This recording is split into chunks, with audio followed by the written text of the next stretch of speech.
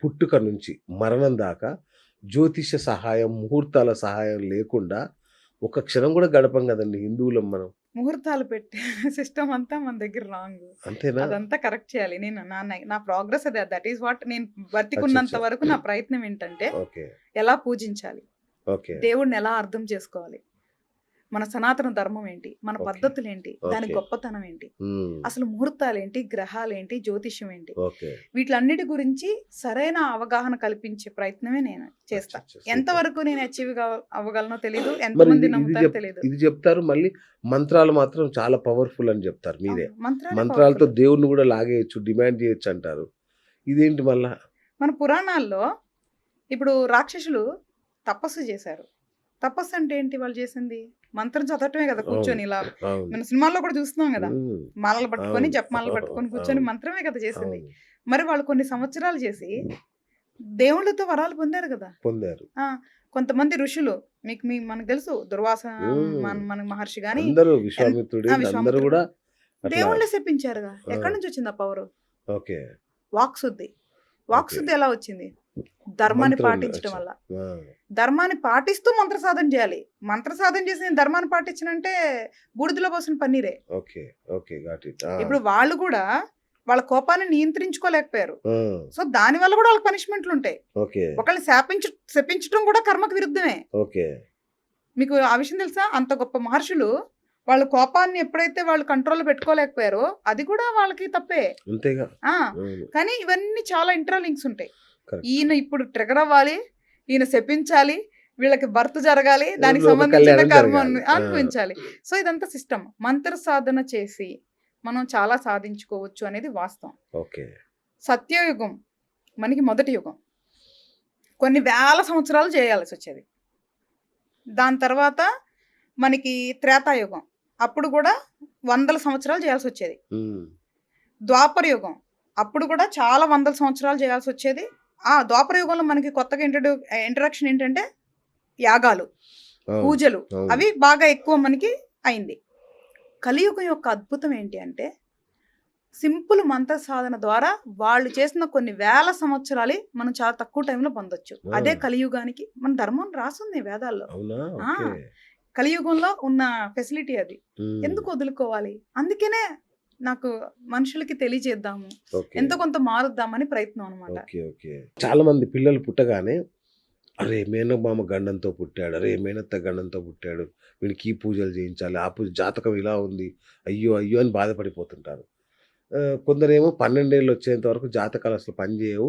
చూయించొద్దు అని జెప్తారు. దీనిలో ఏది కరెక్ట్ అసలు?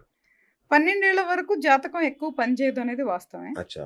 అందులో ఎటువంటి సందేహం లేదు. ఓకే. అంటే చిన్న వయసు కదా! అవును. ఆరోగ్యానికి సంబంధించినవి పనిచేస్తాయి. అచ్చచ్చా! ఓకే. మీరు చిన్నప్పుడు చూస్తే చాలా మంది బాలారిష్టాలంటారు. లేదు. ఆ! బాలారిష్టం వేరు. గ్రహాల స్థితిగతులు బట్టి ఆరోగ్యం అనే ఎనిమిదో ఇల్లు ఏదైతే ఎనిమిదో ఇల్లు ఉంటదో వాళ్ళకి సంబంధించి హ్మ్. దాంట్లో కొన్ని గ్రహాలు గనక ఉంటే పుట్టినప్పుడే వాళ్ళకి ఇబ్బందులుగా పుట్టటం, పెరిగేటప్పుడు కొంచెం ఇబ్బందిగా పెరగటం, కొన్ని రావటం, ఎక్కువ అచ్చా! జలుబులు, జ్వరాలు రావటం మనం చూస్తానే ఉంటాం కదా పిల్లల్లో.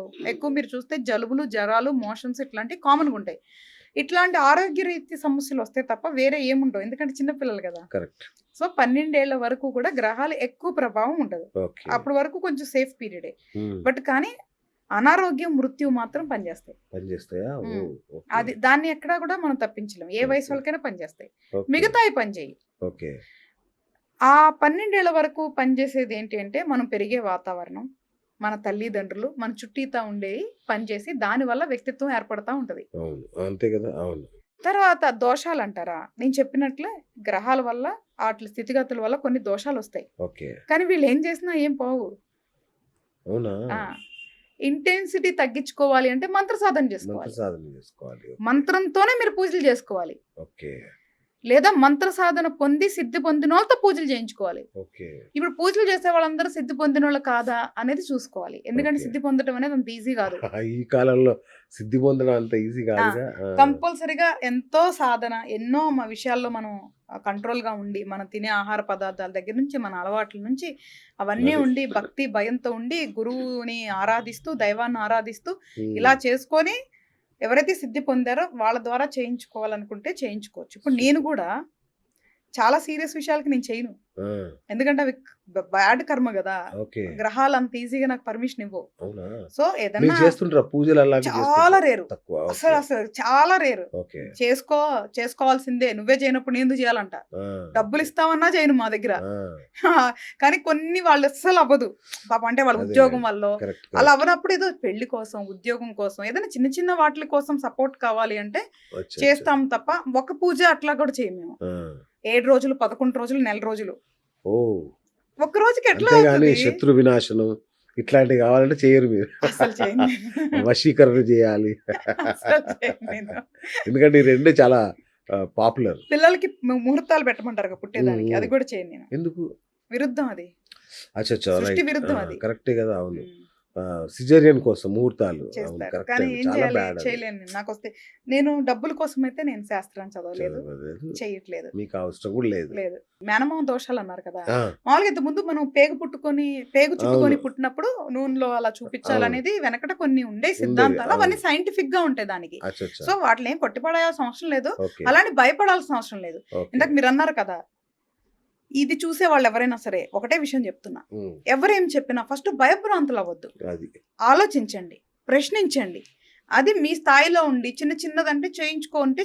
ఎందుకంటే కంసుడు లాంటోడే ఎంత కథ నడిపాడు కృష్ణుడి కోసం. కృష్ణుడి కోసం. అంటే అది చూసి అది విన్న అందరికి కూడా భయం ఉంటది కదా! ఆ, వామ్మో ఇదేదో ఆ. ఎఫెక్ట్ ఉందిరా అని. కానీ అట్లా ఏం చేశారు? తప్పించుకున్నాడా? తప్పించుకోలేదు. అంతే. ఆ. అదే అర్థం చేసుకోమన్నా. ఆ! మనకి చక్కగా చెప్పాయి పురాణాలు. మీరు పురాణాలు మొత్తం చదవండి. ఓకే. చక్కగా చెప్తాయి. ధర్మం ఏంటి, కర్మ ఏంటి, నీతి ఏంటి, నీతి తప్పితే ఏంటి మొత్తం ఉంటది. అసలు మహాభారతం చదివితే చాలు. అవును. అద్భుతం. నేనైతే అసలు దాంట్లో జీవిస్తున్నట్లే ఉంటది చాలా సార్లు అవునా? నాకు. వావ్! నా పిల్లలకి మేము రోజు ఆ క్యారెక్టర్ గురించి, ఆ క్యారెక్టరిస్టిక్స్ గురించి, దాంట్లోంచి నేర్చుకోవాల్సిన గురించి ఎంతో ఉంటది. వండర్ఫుల్. వీలైతే అది చదవమని అయితే అందరికీ చెప్తా నేను. సూపర్. సూపర్. ఇంకోటి వచ్చినప్పటి నుంచి మిమ్మల్ని అడుగుదాం అనుకుంటున్నా అండి. మీ మెడలో రుద్రాక్ష మాలలు గాని, కరుంగాలి మాల గాని, కృష్ణ మాలలు గాని ఏవి కనిపించట్లేదు ఏంటి? అంటే నాకు ఒక వస్తువుల వల్ల నాకు శక్తి ఫస్ట్ అవసరం లేదు. ఓకే.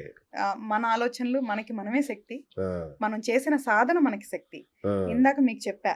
రాళ్ళు కానీ, రుద్రాక్షలు కానీ ఇవన్నీ కూడా సపోర్టింగ్ సిస్టమ్. చిన్న సహకరిస్తాయి అంతవరకే. ఓకే.